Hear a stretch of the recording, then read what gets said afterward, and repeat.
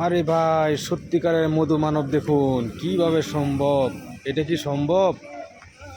মাশাআল্লাহ, সুবহানাল্লাহ। সবকিছু সম্ভব, কারণ পৃথিবীতে অসাধ্য বলতে কিছু নেই। মৌমাছি যদিও একটা ভয়ঙ্কর প্রাণী, যদিও মৌমাছি অত্যন্ত বিষাক্ত এবং হিংস্র, আমাকে অনুসরণ করে এই কাজটা করতে কেউ যাবেন না।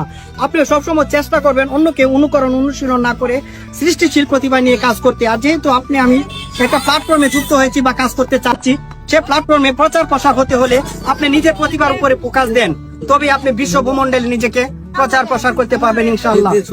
আসলে দেখেন, আসলে 25 বছর সাধনা করে এই অবস্থাতে আসছে। আসলে নতুন কেউ ট্রাই করার দরকার নাই, করলে হয়তো অনেক অ্যাক্সিডেন্ট হতে পারে।